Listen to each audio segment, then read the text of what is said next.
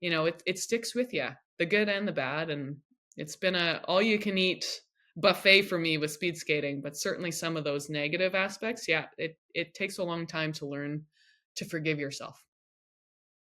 I find it fascinating, and thanks for just being so open about it. So I spend a lot of time with people who are ultra high performers, very, very, very competitive people, and that could be CEOs of companies. It could be musicians. I have a big background in music, but essentially people who are like in like a high competitive space where there's an overt amount of value based on their results. And that psychology that you're talking about, I loved how you said it. It was like every time I stepped to the line, it was like life or death. Hmm. And so working with like a CEO, it's like quarter by quarter, it's like life or death. Or working with a musician, it's like, like show by show, or more often like record by record. Like, am I a good person or a bad person? Did I write a good song? And that means everyone likes me and I've got like a runway to go on tour and all Yeah. these things. And a thing that I found repeatedly is people who are in performance states where there's an audience to what they do, and that audience has the ability to like see all of the stuff they do and harshly judge it, whether it's good or bad, but know none of like the internal stuff, and actually is probably largely disinterested until the biography comes out years later, like that people Yeah. care about. Any thoughts Yeah. on um, any thoughts on what I just said there about like that connection between like the performance state and these big shifts of up and down? Yeah, and it makes me think this is such a great conversation, by the way. I'm like, I need to be writing these notes down because my wife, I'll just pick on her for a second. She was, a soccer player, two-time bronze medalist with Team Canada, and she's behind the Northern Super League, the professional women's soccer league that's coming in April of 2025, which is right around the corner. Uh, it's been an amazing journey, and she just retired, so she's now in business. But yeah, like talking about some of these lessons and going, okay, today it feels like a heavy day. Like, how can we reset? What have we learned? How would I interact with teammates, or how would I interact with myself if I was on the pitch or if I was on the ice? Like, we do have really candid conversations like that, and it's such a gift to have a built-in support system that just gets it. Because I mean, I'm useless at soccer, but there's so many mirrored situations that we've lived. She's incredibly competitive with herself, as am I. And so when I say, oh, I'm not that competitive anymore, I'm not really competitive with others. I mean, I'm not perfect. Like, don't get me wrong. I like to feel like I'm moving ahead. But really, I think it's just forced us to have these really honest conversations with ourselves. And that lends to, sometimes I think authentic is just like such a buzzword. We say it for everything, but if you're honest with yourself, you can be honest with your feedback, and honest with next steps as well. So performance state, and yes, feeling as though it's life and death. I don't have a cure or a be all end all, like, kind of summary answer for that. But I do think that trying to pretend like you're not competitive, or that that pressure doesn't exist, I don't know if that helps it either. Because sometimes it is just a bad day. Do you know what I mean? Like, the rule of thirds, like, you should feel really good, and though you're just playing for a third of it, you should feel pretty comfortable for a third of it, and a third of it should sometimes be kind of crappy. And sometimes you just have to say, hey, it's just one of those days, it's just a bad race, move on. But I think, again, that comes from like an internal competitive edge. What do you think? You're hitting on so many like great points. Part of me feels that anything you do is worth viewing as being the most important thing you could possibly be doing in that moment. So, Mm-hmm. like the way that so we have a family business, and I work with a bunch of I work with a bunch of different leaders across the globe on super important things, and they should feel that the conversation they're having is the most important thing to me at that moment, and I should be totally in that conversation. And if I stink out on that conversation, which I totally do, like I was speaking to a leader about a year ago who was having a very strong emotional reaction to something, and I was in a rush that day. I had to like get to something, and Hmm. I said, I think you're being indulgent right now with how you're interacting with this. And they just, and understandably so, was like, hey, like, I'm not going to have you diminish my feelings right now. And I was like, damn, like, I Yeah. stink. Like, that sucked. And afterwards, I was like down in the dumps for Yeah. the like next 2 days. I'm like, I can't believe I did that. And I should carry that because my job carries a ton of responsibility. And I have put myself in this role. Like, I have created this company. I have stepped into this thing. Like, I owe the person that I'm with like my undivided attention, and to not rush and to be in that space and to think about everything I say. So part of me loves the idea of treating like every race kind of like life or death. That's super good. But what I also have experienced, less so now, but I do experience, are these like intense highs and terrible lows of Yeah. just being like, oh, not did I just kind of rush in a conversation, but I actually am the worst human being on the planet because of doing that. And like all X, Y, and Z no longer factor in. I've gotten a better hold of that where I'm trying to find the right balance. And I always encourage people to think about is, what is the right balance where you can treat that thing as the most important thing in the moment, because it's what you've put yourself in the position to compete, to be in that space, but that the emotional hangover of it does not last more than a 12-hour period. Yeah. Well, when you figure that out, please call me because You got it's it. I'm easier on it. said than done. Yeah. No, that little anecdote, I'm like, oh my gosh, we're probably the same personality type because I would be right there with you. Um, it's tough. It's just tough to reset though. I do have a way I'll deal with it, but wherever you want to go, I'll talk to you about the thing I do. No, please. I actually very much want to hear about the thing that you're doing because I think we could have a great conversation about it, but I want to hear what you've learned. Are you familiar with the concept of emotional labor? I should be. I don't know. It's like it seems like a real internety term, like kind of like a TikTok term or something like Okay. that. But it's actually like just old school psychology. And all it is the effort it takes to hold back our response to something that's emotionally provocative. Okay. That's that's a wealth of conversations right there. Yes. So if you think about it, everybody experiences things that are emotionally provocative all day, like from the major to the minor. So, for example, it's like, you know, I again, we have like a little one, right? Like if our little one like spills like a glass of juice on our carpet, that's like emotionally provocative. And if someone cuts you off in traffic and is acting like an idiot on the road, that's emotionally provocative. But also is like failing at something or having like a disappointing interaction with someone. They're all just different scale. But emotional labor is when you're managing your reaction to it. So either you push it all the way down and do nothing with it, or you push it halfway down and then transform it into a response that would be appropriate for the moment. Hmm. I've done both. I have done both again. I've been cut off in Toronto traffic a few times. Never have had road rage until living here. That is the true story. Uh it's so fascinating. Yeah, that's such a great, and I wish I took a few psych classes in university and perhaps I just forget, unfortunately.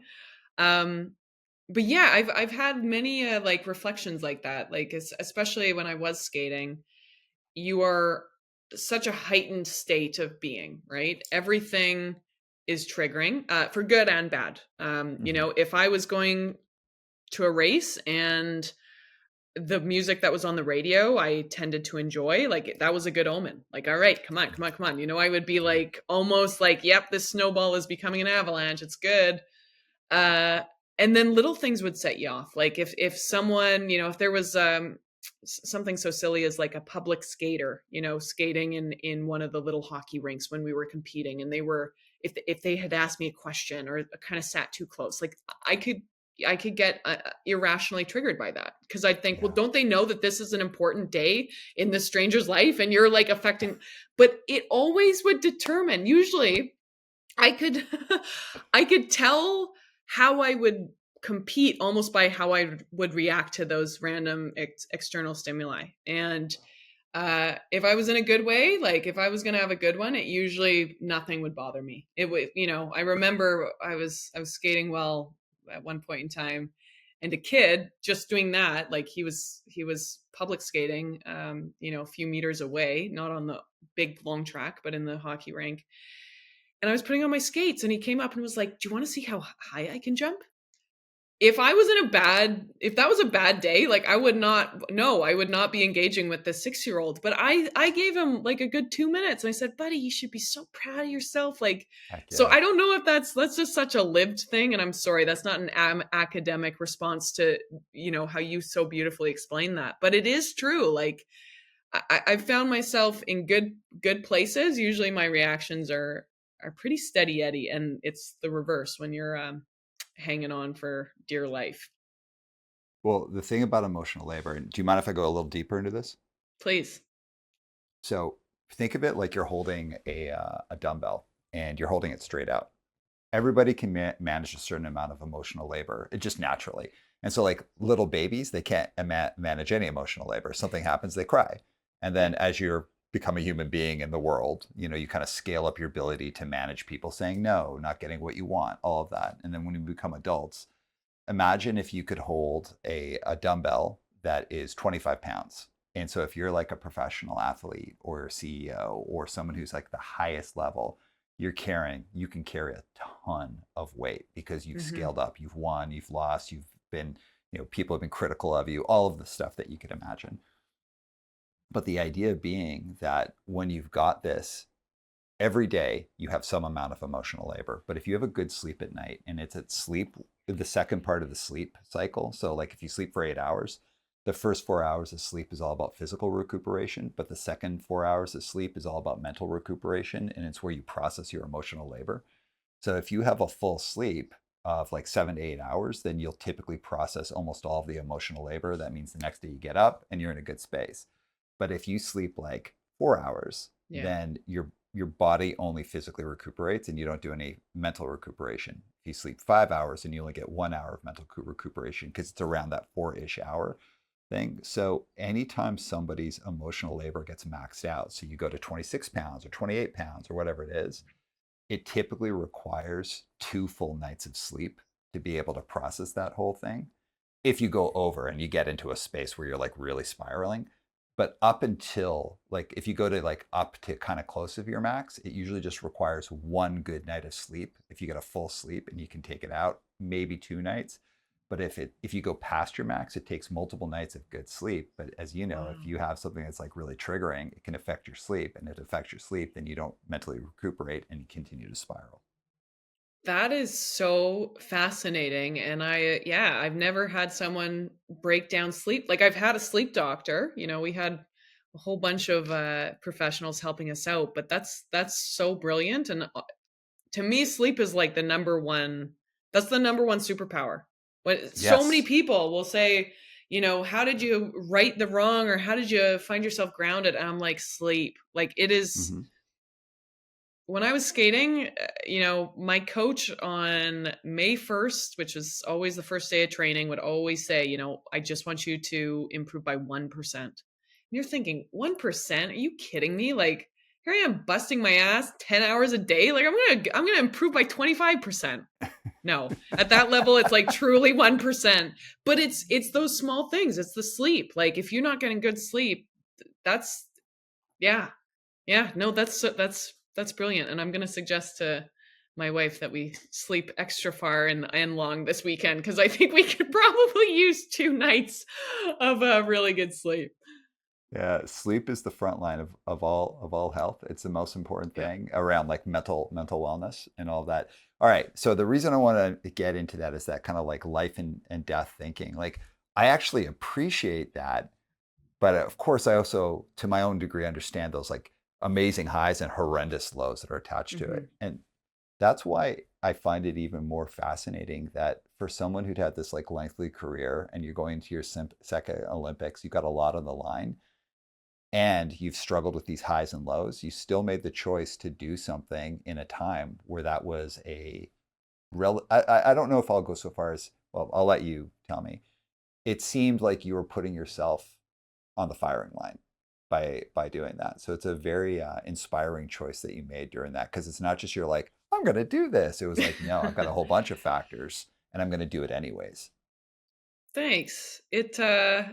Yeah, I look back, I've been here for 7 years, in Toronto for 7 years with CBC, and it was a leap. I retired right before Pyeongchang. I wasn't going to make that Olympics, and I thought to myself, it was a harsh conversation to have with myself, but I had to, and I thought I have more to give the world than skating around in a circle if I'm not at my best.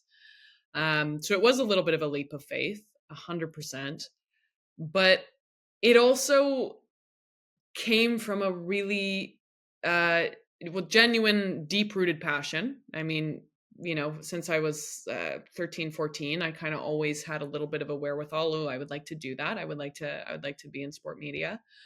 It felt a bit like a pipe dream at that point because, it's like, oh, how do you get on TV?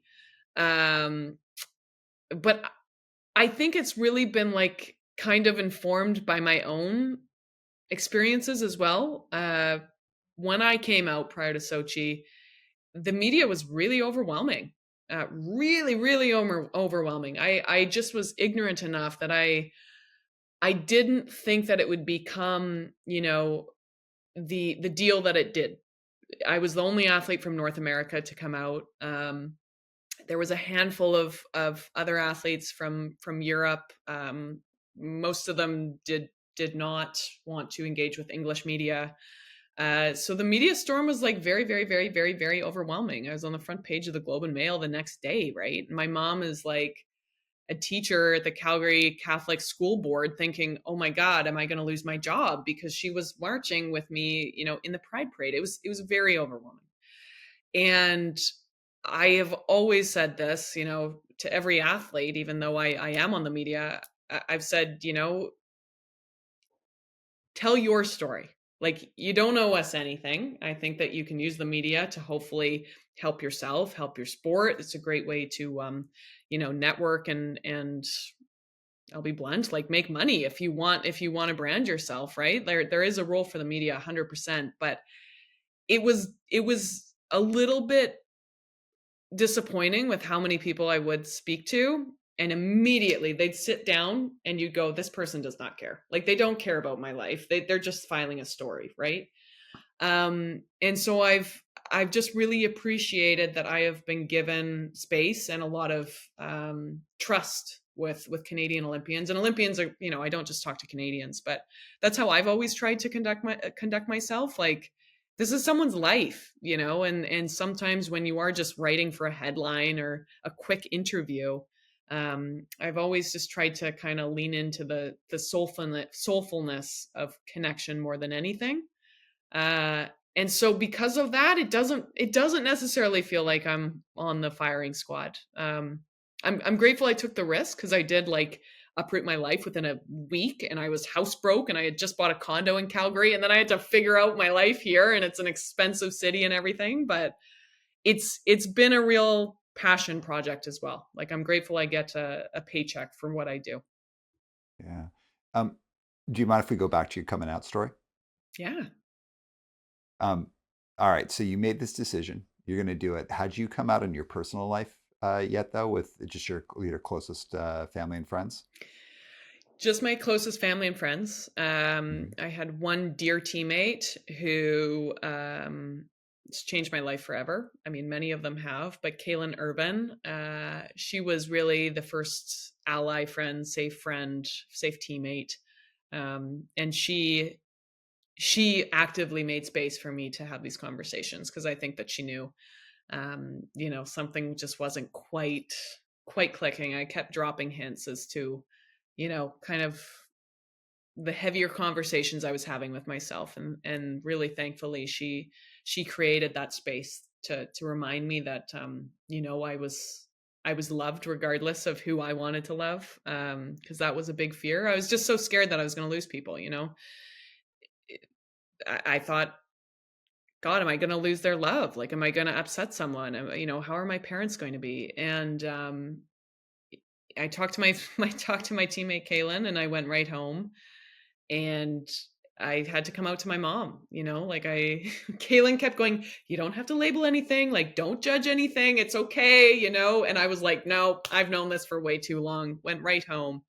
And my mom was just phenomenal. Like she knew something was up. I'm an only child, so I hopefully I'm not a spoiled brat, but she was like helping me with laundry, and and she just went, what's going on here? And I said, Mom, I couldn't even say I'm gay. Like I couldn't find the language. I just started weeping. And she said, honey, I think I know what you've wanted to say to me for a while. And she said, we're here to love, not judge. And I've retold this story a few times, so I it's sometimes a struggle for me to become emotional when I retell it, but it truly was the most beautiful, poignant thing I could have heard in that moment. And I have, really lived my life as that. That's kind of a North Star for how I treat people and how I treat myself now too, because I do still struggle to love myself at times. I can love everyone around me, but then I won't be treating myself the way I should be. Um, and it changed my life forever. I mean, there's like before and after. Before and after, we're here to love, not judge. And it completely reconfigured like everything, how I see the world, how I see myself. It was a moment. It was a real moment that has been a gift again that's kept on giving. So when you decided to go public with it before the Olympics, again, this is like, you're putting yourself out there.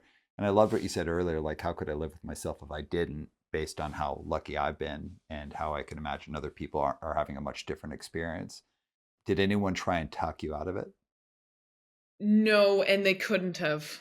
Like it was I'm glad no one did, because it would have been really, really, really detrimental to my relationship with that person going forward. But not many people knew that I was going to do it as well. Like it just became so crystal clear. I think it was in September. It was like early fall of 2013, right before the Olympics. And I just, we kind of all were waiting, or like I had a few friends, that were queer overseas or in the United States at that point in time, and everyone was kind of going, "What? This can't happen! Like someone's got to say something." And then finally, I was like, "What the hell? Like I'll say something if no one else is going to." It just almost was like frustrating because it was just seemed like such a preposterous topic, that we were, going to Russia, and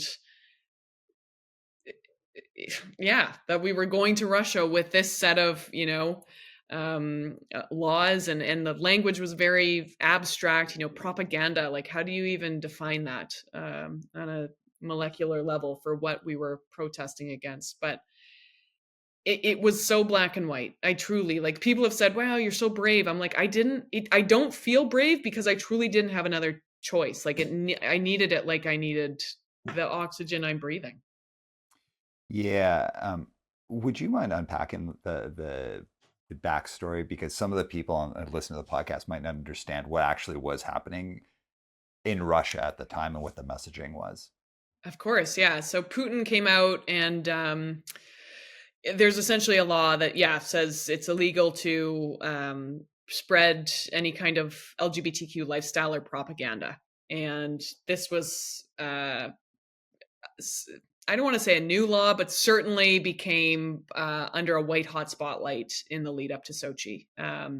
There were also, a lot of conversations around terrorism, about potential war, and obviously we know what's going on in Ukraine right now. But yes, it was a very, very charged time. Obama didn't go. I think he sent Billie Jean King as the American representative. Like, it was a very, very charged political time. And I think, at least in my 35 years, and I, without running the risk of sounding ignorant, it was one of the more in my face moments where I had seen, the IOC kind of go, sports aren't political, but it was like, no, but this is not good. Like, this is a real, yeah, it was a really messy situation. And finally I just went, you know what, if an athlete needs to say it, then here we go. And what was the response from not just your teammates, but your fellow athletes, like at the Olympics? Uh, Overwhelmingly supportive, but truly still kind of that like, why do you need to talk about this? Like, what you're here to skate around in a circle. Like, who cares who you're dating? And it was very church and state. It was still kind of like shut up and dribble, to be honest. And I'm not out to get anyone. I'm not out to make anyone feel like they didn't do enough. The COC has made great strides. The Canadian Olympic Committee in creating one team, and that really promotes inclusivity and acceptance. Um, there are other fantastic organizations like You Can Play. I think Speed Skating Canada has made great strides, no pun intended, in being a more inclusive place. But it was weird. Yeah, like a lot of people were like, cool, we support you, but why are you talking about this? Why do you even care? And so it was a really fascinating time, like what we saw especially in 2020 with the murder of George Floyd. Just kind of the conversations around like shut up and play is gone, like, or shut up and dribble, right? The WNBA led so much of that activism, and it was just really, really really inspiring to see how the conversation had evolved from a few years earlier, because I wasn't met with too much conversation. People were supportive, but also like, well, what do we do here? I don't know. So, yeah. Well, thank you for sharing that. It's such a interesting time we're in because from that era where people are like, yeah, good for you, but yeah, like let's just get to it.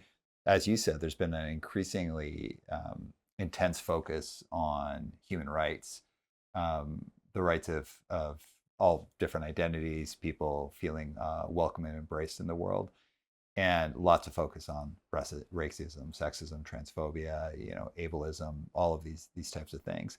And there's been like a really rich and sometimes very painful conversation about it, but it's something that at least has kind of like really engaged a lot of parts of the world. Hmm. And here we are, kind of you and I are speaking at an interesting time when there's just been a major election in the U.S., where the country has demonstrated that it is trending back towards more conservative thinking. British Columbia, where I live right now, is like by the skin of their teeth stayed NDP, and there's a huge push in the conservatives, and it looks like there will probably be a conservative government. So, what are your thoughts on that shift that we're having back towards more conservative thinking? We've had this huge, like a decade, basically, if not more, of like really like big progressive thinking, and suddenly we have this whoosh, switch. So, I'm fascinated in your thoughts on it. Yeah, it is a it is a very, very rich conversation. Let's just say that. And I think progress can go backwards. I think we can take steps back. I very much just hope that we have gotten to a place where the athlete is at the center of it all. I think at all levels, whether it be city or provincial or national or international, at the Olympic level, Paralympic level, the systems in place as for sport need to have the athlete and their experience as the starting point. And I think for far too long that has not been the case. I don't think that we have seen the progress in sport that we should. Honestly, I think Title IX, what was that, 1970, 79, 77, sorry, late 70s, Title IX was one of the biggest changes in sport as we see it and as we consume it in North America, and not that much has changed in 50 years. So I very much just hope going forward that it's the athlete's experience is always kind of what we're building around, because it's great to win medals. And we kind of started this conversation with it, like, being competitive, internal, external, intrinsic, external, motivations and whatnot. Um, but it's not about the medals. And I can say that with like such conviction now that I have, hung up my skates. And maybe it's like, okay, well, you still went to the Olympics, but I have friends that have won Olympic gold medals, that have won multiple Olympic gold medals, that have been the greatest of all time. I have friends that should have made the Olympics and stumbled on the one day that they weren't supposed to stumble. And it hurts for sure. I mean, I think everyone has, what ifs, not regrets, but what ifs, woulda, shoulda, coulda, whatnot. But it's just never about where you end up. Like, it's not about reaching the podium. It's lovely, and that's a great, great gift. But when I think back on my speed skating career, it's not the medals I'm celebrating. It's the values that taught me that those races taught me in the pursuit of those medals. And that's how I will engage with my children if I'm lucky enough to have them. That's how, I go and talk to my little nephew at his soccer practice, whatnot. And so that's just a long, convoluted way to say I very much hope that wherever we are going, as it pertains to sport, that the athlete experience is that bedrock and the building block of everything that we do, because it's about the human experience, not about, the shiny necklaces you pick up along the way. All right, let's go into you today. We've talked a lot about your journey getting here. So tell us about your work with the CBC. Like, how did it even start? You talked a little bit about taking that leap, but just a little bit of what you do now and how that came to be. I shot my shot, to be honest. I gave him an email. I sent an email in the spring of 2017. I had just officially retired, and again was very much looking for work, hoping to be involved with the media in Pyeongchang in some capacity. And they hired me on, long story short, to manage a lot of our athlete relationships. So CBC's relationship with the Canadian Olympic Committee, international governing bodies, provincial governing bodies, ensuring that we were telling the right stories at the right time, kind of helping with research, all just very interpersonal, like relationship building, which I adored. And from there, I got a podcast called Player's Own Voice. I was very lucky. I hosted that for just shy of 160 episodes. And I just was chatting with buddies. Like, it was so fun. Like, I look back on it and I'm going, God, I just retired. Like, I just had so much built-in knowledge. It was so lovely. And from there, the podcast grew and I became a full-time host. So I just came back from Paris. I hosted the morning show. It was one of the most fulfilling things in my life. It was also one of the hardest. Being live on television for 6 hours straight. I would get off air and I would just be like slurring my words. Like, I was so tired. I was so tired. It sounded like I'd had 2 glasses of wine on an empty stomach. Like, I was like, oh my gosh. It was great. It truly left me with like such a smile on my heart. That's, kind of sounds silly, but like, I was disappointed in actually both of my Olympic games as a speed skater. I didn't feel like I reached my potential. In the lead up to Sochi, there was a lot going on, some mental health struggles. And so to go back in this new job and feel as though I gave it my all, and I was really, really proud of like what I focused on and how I prepared. I didn't go in with this intention or thought, but it like cured a little bit of anything that was heavy, that was still in existence from my speed skating career. Heck yeah. So what has this chapter of your professional career taught you about yourself that you didn't know about yourself during your professional speed skating? I'm impatient. I didn't think I was like I didn't know I was so impatient. But also, like, my dad's not a very patient person, so I'm like, maybe I'm just becoming more like him. I don't know.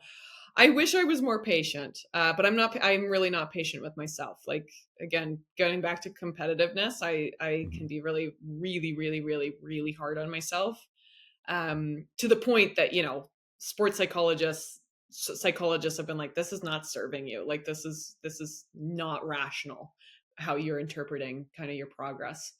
Um, I also really am grateful for those lessons that skating, kind of taught me, and I've been able to dip my hand in the cookie jar just ever so often to go, okay, what I feel like this has happened before, and what would I have done differently.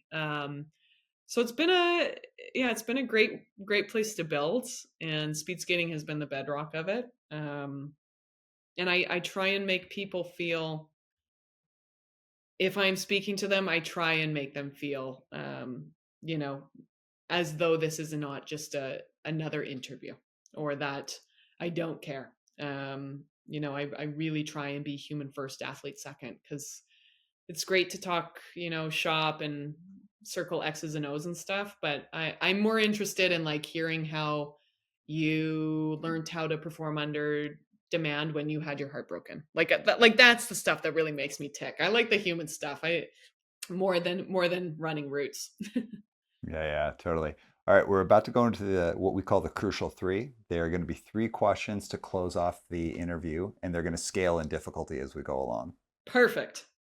Okay, this will bring out the competitor in you. I'm But scared. before we get there, though, is there anything you want to ask me, or is there anything that you want to like hype out, put out there for the audience? What drew you to this line of work?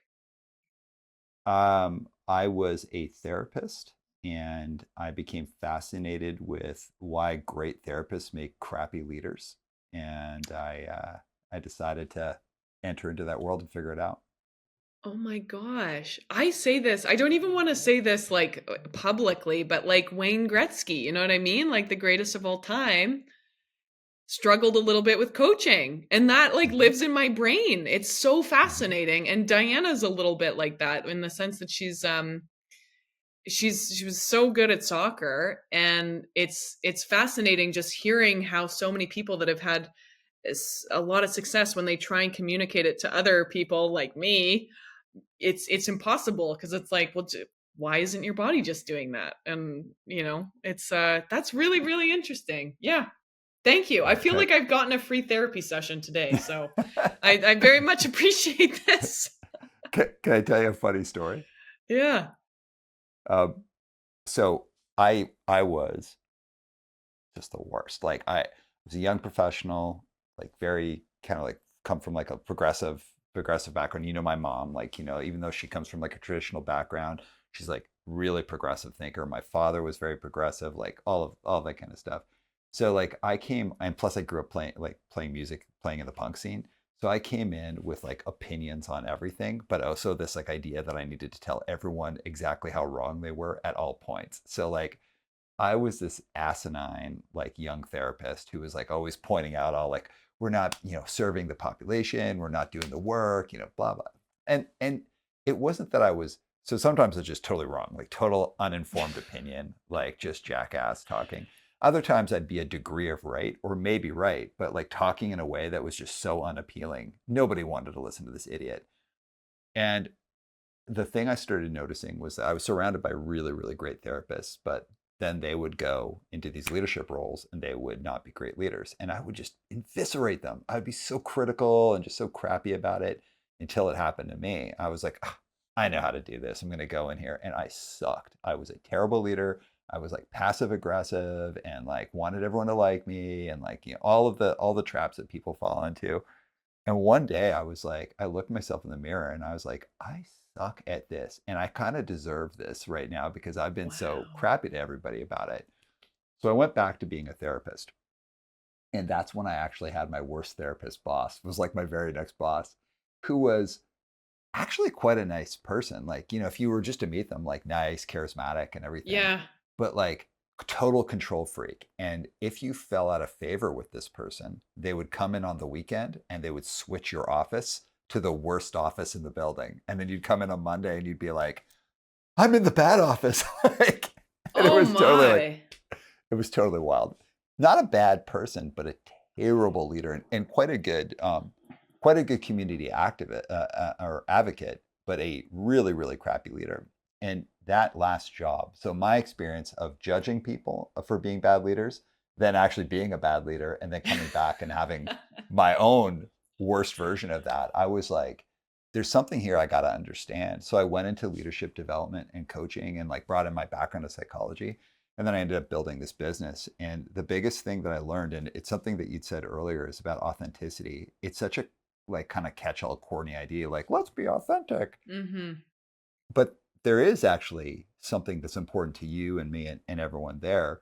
But authentic could also mean bringing in like our insecurities and those times where we're being less impatient or where we're being like a jerk or we're afraid and we're acting on that fear. And the thing that I always encourage people to think about is like figure out what you prefer, like what are preferences of yours that work for your audience, and then what are the things that you have to become authentic at. And when I say authentic, it's like figure out the things that you are afraid of or you don't like doing, but then figure out your own version of doing them so they don't feel alien. It doesn't mean you like doing them, but they're still authentic to you. So it's like the right mix of like preference and authenticity so that you can actually be your own self while also like pushing yourself and not Yeah. going to your most like base instincts.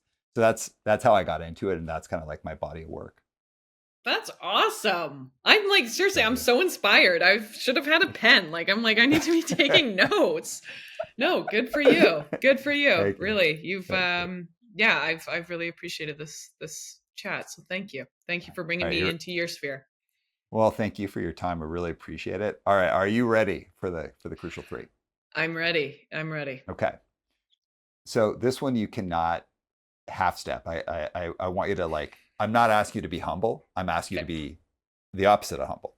Okay. What's one piece of feedback you've gotten at any point in your career? It could be athletic or it could be in your career now in the media. What's one piece of feedback that you got that you needed to work on and you've been successful in completing that work? So you're not still working on it, you've overcome it. One piece of feedback that I have gotten, especially in my second career now, but I think pertains also to the first one, is trust yourself. Like, trust your question, trust your stride. I think we can prepare, and then the little red light goes on or the gun goes off, and old habits die hard, and you're like, squirrel. That's how I'd feel like sometimes speed skating when you'd get so nervous. Um, Trust yourself. Like, keep it simple, stupid. And I have almost mastered that. I'm not perfect around, but yeah, trust your question, because sometimes I think especially if it's a tough question for me, I think, oh, I should give some flowery language so they know I'm not trying to be intrusive. But it's like sometimes the most respectful thing is just to go, wow, I know you, and like, what happened out there. Mm, So yeah, keeping it simple, stupid. heck yeah. All right. Second question. You talked about the most important relationship, and I'm just going to paraphrase here. The most important relationship you have is yourself. And if you're good with yourself, you can be good to other people. Does that capture it? Yes. I know that's an ongoing negotiation with the self. So, what's you at your best? You at your best, having a good relationship with yourself. What does that look like? It is crystal clear that I am in competition with no one, and I am the only person that should be trying to better, myself from a previous version of myself. Every single day, try and just show up a little bit better. Again, it sounds so cliched, but it is such a freeing way to tackle a goal or show up for a race. And I have had that clarity most specifically right after I came out to my mom and my dad. Because I realized, wow, my parents are going to love me regardless if I make this Olympic team or not. But it was a lot easier to make the Olympic team when I knew that, right? And like, just the expectations were lifted, the pressure was lifted a little bit, because I realized I was enough before the gun even went off. Heck yeah. All right. Last question. There was this photo book that came out when I was young. It was like a music photo book, and it was called The Unheard Music. And there was a little caption by this writer talking about how most people who come up in music have this box of demo tapes of local bands that were the best bands, but nobody ever heard of them because they didn't have the right record at the right time on the right record label, or maybe they never did a record. They just had this demo. And it's like, this is one of the best bands in this genre, unbelievably, but like only me and my 10 friends know about this. Yeah. So whenever I talk to people from music, I'm always like, so who's your unheard music? Like who are your bands that nobody should have ever heard of but need to know? For you already made a reference to this. You'd said like people that I know that never got to the Olympics. So if you were to say, who are your top three, and you don't have to do it in any order, but if you could pick three, who are three Canadian athletes that you feel maybe they didn't have their moment where everyone knew about them, but you yourself were like inspired or recognized like what they brought to the sport? My best friend, Sarah Gregg, now Sarah O'Neill. She competed at the World Cup level, and just is the greatest person you could ever meet. Herniated a disc in her back, or two discs in her back, jumping over a hurdle. That was it, essentially, at 24 years old. Tyler Dara is another name I would throw out there. He was a dear teammate, very, very good at short track, very, very good at long track. And unfortunately, it's just a sport where, like, if the puck bounces the wrong way, as it always does to everyone, but if it's just a bad day on a bad day to have a bad day, you unfortunately don't make the team. I've won races or lost races by 1/1000th, and that was a little bit of unfortunately his experience with Olympic trials. So I would say him. He's a great guy, has done so much for so many in the sport. And this individual did qualify for the Olympics. She competed twice. Kaylin Irvin, I mentioned her. But they're the greatest Canadian sprinter since Katrina Lemaydon. And unfortunately, they just don't get the love that they deserve. Kaylin was like 1/100th off of Katrina's Canadian record that has stood since 2001 or some craziness. Like it literally blows my hair back that it's still the record, and I'm kind of annoyed that it is, because I'm like, why didn't I break it? Like, as if I wasn't trying every day. But yeah, you just really realize, like, I've been so lucky that sport has brought so many good people into my life, and it really has nothing to do with medals. It's just fantastic when you see, good people doing great things and they get the fame and the glory, but it's not really about that. It's about the values that you learn along the way. And pretty lucky I've got lots of people in my corner that still will accept my calls and go for a beer and have a laugh about the good old days. Well, Anastasia, this was a fun conversation. My fellow Calgarian, I appreciate your time. Any closing words as we're finishing? Yahoo, buddy. It's always just grateful. It's just always grateful to talk to a Calgarian. And yeah, I just really appreciate your time. And this has been a fantastic chat. And please say hi to your mom for me. Thanks, everyone. This has been one of my favorite episodes. We'll see you next time on One Step Beyond. See ya. One step. One